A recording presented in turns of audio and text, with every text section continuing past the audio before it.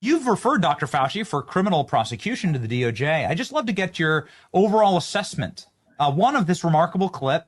Why is he shaking? And then two, what's going to happen to Dr. Fauci? Well, the exchange where he does lie to Congress is over gain of function. This is where you take two different viruses, combine them, or combine the genetics for them, and you create a new virus that doesn't exist in nature that increases its transmissibility to people, or its infectiousness, or its lethality to people. And he's saying, no, we never funded this in Wuhan.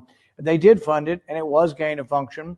We now have private emails that were discovered through FOIA, Freedom of Information Act, that show that he knew that he had done this. And so the reason I think he's shaking is he's concerned because he's been caught in a lie. And we're not done. I referred him twice for criminal prosecution in the Biden administration. I've referred him once for criminal prosecution to the Trump DOJ. We have worked with the Trump administration and finally gotten every document, just about every document you can imagine. We've been going through these for months now. We found evidence that he destroyed federal records and he directed others to destroy federal records. These are separate crimes. Now, there's a question whether or not his pardon will cover that, and we've asked him to come and testify.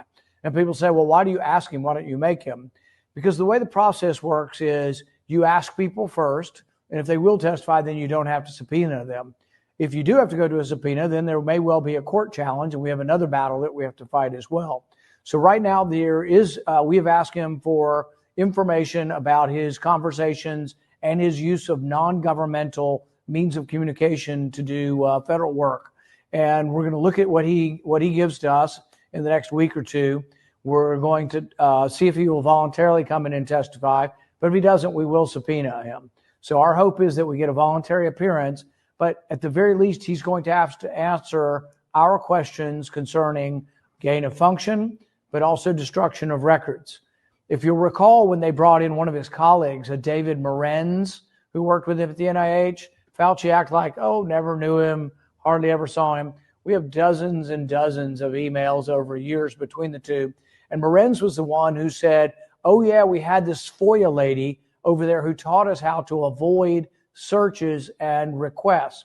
So what they'd do is they'd take, like, there was a virologist by the name of Christian Anderson who got an $8 million grant from Fauci after he supported Fauci's request to write an article saying that this couldn't have come from a lab, it had to come from nature.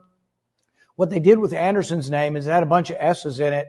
They changed the S's into dollar signs so they wouldn't show up on a FOIA search. What I think is ironic about it is he was out there looking for money and shilling for money all the time up here. So they changed the S's in his name to dollar sign to avoid FOIA searches.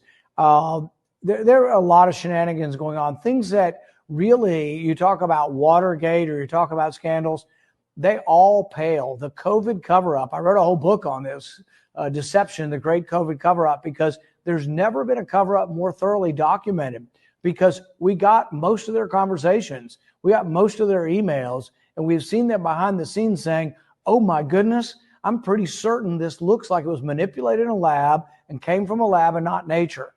Almost simultaneously, they're saying in public, no way, you're a crazy conspiracy theorist if you think it came from a lab. So publicly saying one thing and privately the other, probably so remarkable to ever catch somebody in such a cover-up.